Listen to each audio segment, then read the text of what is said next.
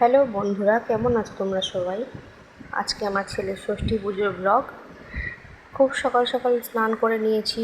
সকাল 6:30টায় আমার স্নান হয়ে গেছে। আমার ছেলে এই বসে আছি, আর ও মামির কোলে দোল খাচ্ছে এখন। এরপরে পুজোর গাছানো শুরু হবে। তোমরা দেখতে থাকো আজকের ব্লগটা। এখানে দেখছো ওর মামি পুজোর গাছান করছে সকালবেলায়।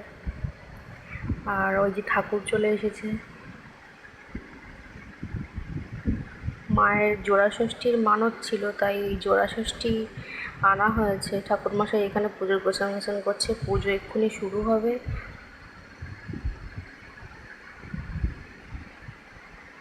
সব কিছু গোছান চলছে।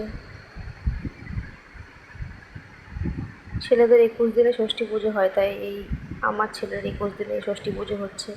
এই যে আমার শাশুড়ি মা বসে আছে, এই যে মা ষষ্ঠী।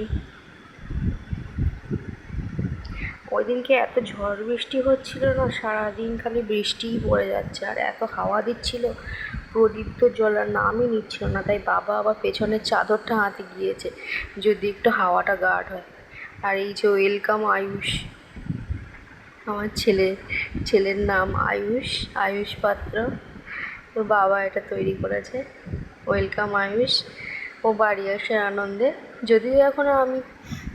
যদিও আমরা এখন মামার বাড়িতেই রয়েছি, বাড়ি যাব। আর এই যে আমার ছেলের সাজুগুজু পর্ব চলছে। ও তো ঘুমিয়ে কাদা হয়ে রয়েছে পুরো।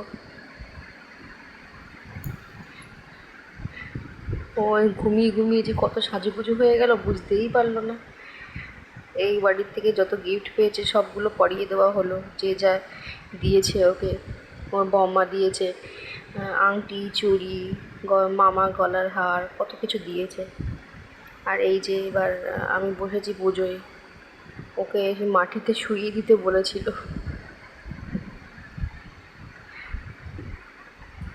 ওকে মাটিতে শুইয়ে দিয়ে আমি চলে এসেছিলাম, আর ওর পিসি গিয়ে তুলবে। এই ভিডিওটা পরে যখনই দেখি আমার খুব খারাপ লাগে। 4 হাত পা তুলে দেখো কেমন কাঁদছে।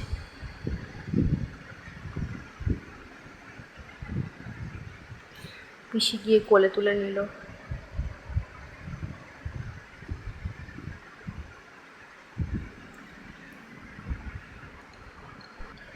যাই হোক, ছেলের ষষ্ঠী পুজোটা খুব ভালোই মিটেছে। বৃষ্টি কিছু করতে পারেনি। আর ওই দেখো পুচকুর বাবা লুকিয়ে ওখানে কাসর বাজাচ্ছে।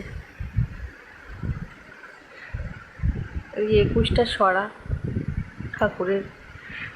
যাই হোক, ছেলের ষষ্ঠী পুজোটা খুব ভালোই মিটেছে। তোমাদের কেমন লাগলো তোমরা জানিও। মা ষষ্ঠী।